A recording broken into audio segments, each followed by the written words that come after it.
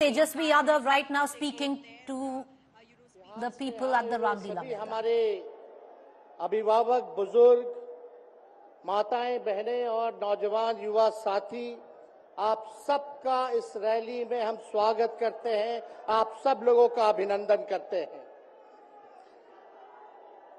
ये दिल्ली की भीड़ बता रही है कि मोदी जी जिस तरह से आंधी की तरह आए थे उसी तरह तूफान की तरह चले जाएंगे।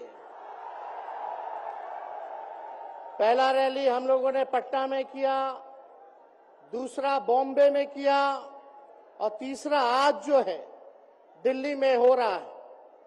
और मैं बता दूं, देश के कोने कोने में जहां भी हम लोग जा रहे हैं वहां जनता का साथ, आशीर्वाद मिल रहा है। आज हम सब लोग एकजुट हुए हैं देश के लोकतंत्र, देश के संविधान, देश के भाईचारा को बचाने के लिए। जिस हिसाब से देश में बांटने का काम किया जा रहा है, भाई को भाई से लड़ाया जा रहा है, नफरत की राजनीति की जा रही है, उसलिए हम सब नेता आपकी लड़ाई के लिए हम सब लोग आए हैं और आपकी लड़ाई लड़ रहे हैं। और हम लोग सब लोग चाहते हैं कि इस लड़ाई में आपका साथ मिले, आपका आशीर्वाद मिले और आपका प्यार मिले। जो लोग नारा लगाते हैं अब की बार 400 पार, उनका मुंह है कुछ भी बोलेंगे, लेकिन एक बात तय है, जनता ही मालिक है, आप मालिक हैं और आपको तय करना है कि देश के शासन में कौन बैठने का काम करेगा। आज यहां दिल्ली की जनता से पूछना चाहते हैं, वो लोग नारा लगा रहे हैं, टारगेट फिक्स कर रहे हैं, अब की बार 400 पार। ऐसा लग रहा है कि पहले से ही ईवीएम सेटिंग हो चुका है। ये लोग फिर भी आप लोगों से पूछना चाहते हैं कि आप लोग, ये लोग जो नारा लगा रहे हैं, क्या वो सच होगा या वो सत्ता से बेदखल करिएगा? हाथ उठा के बताइए, इनको सत्ता से बाहर करना है कि नहीं करना? आज हम सब लोग देख रहे हैं कि देश में अघोषित इमरजेंसी लागू हो चुकी है। देश में सत्ता में जो लोग बैठे हैं तानाशाह रवैया अपनाने का काम कर रहे हैं, घमंडी हो गए हैं लोग। और आज हम लोग किसी को गाली देने नहीं आ रहे, लेकिन जो आंख से देख रहे हैं वो बताने आ रहे हैं, जो महसूस कर रहे हैं वो बताने आए हैं। सत्ता में लोग जो बैठे हैं, विपक्ष का धर्म बनता है, कर्तव्य बनता है कि उनसे हम लोग सवाल करें।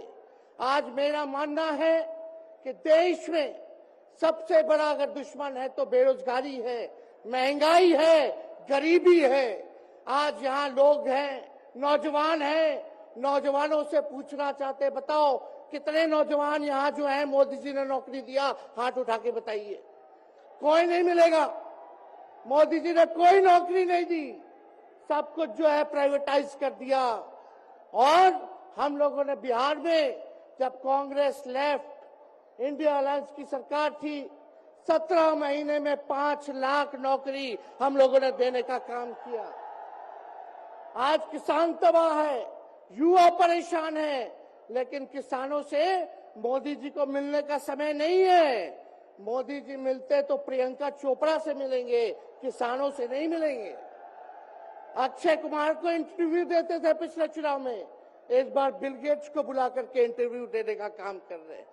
लेकिन किसानों की समस्या कैसे हल होगी ये नहीं बता रहे। किसानों से उन्होंने पिछले चुनाव में वादा किया था कि उनका आय दुगुना करेंगे। आज किसानों पर मोदी जी ने तलवार चलाने का काम किया है, जो हमारे अन्नदाता हैं।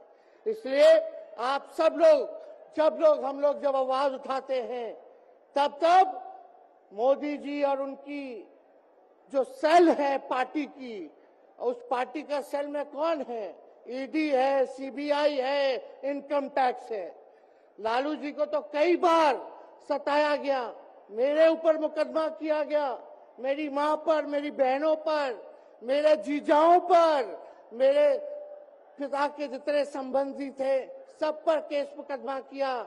अभी बिहार चले जाइए, कई हमारे नेताओं पे छापेमारी चल रही है, कई जगह ईटी का रेड चल रहा है, आईटी का रेड चल रहा है, लेकिन हम लोग घबराने वाले लोग नहीं।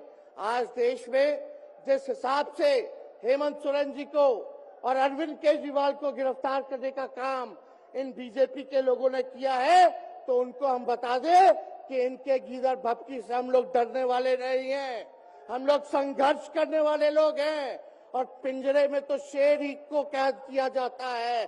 सब लोग शेर हैं, आप लोगों ने ताकत दिया है, आपकी लड़ाई हम लोग लड़ रहे हैं।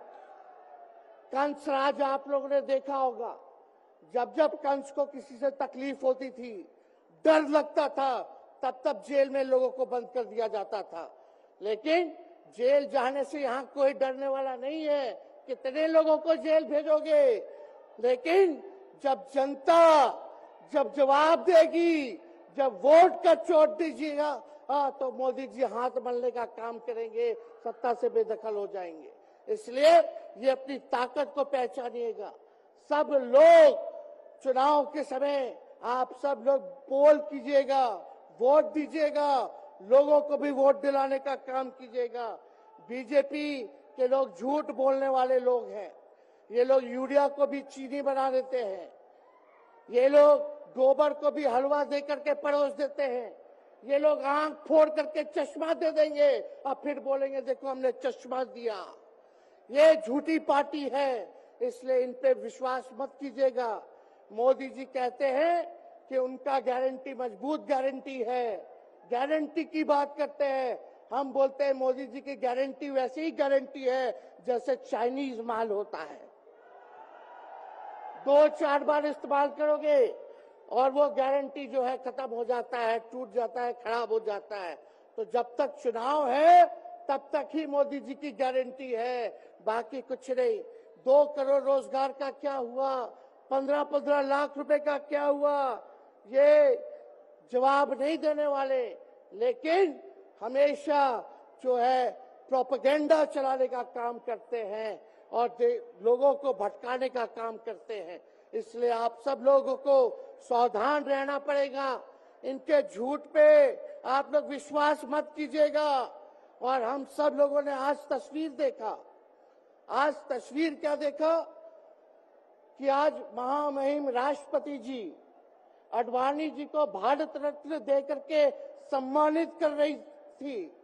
मोदी जी आडवाणी जी के बगल में बैठे हुए हैं, राष्ट्रपति खड़ा होकर के सम्मानित कर रहे हैं, लेकिन मोदी जी खड़ा भी नहीं हुए राष्ट्रपति के सम्मान में, खड़ा भी नहीं हुए।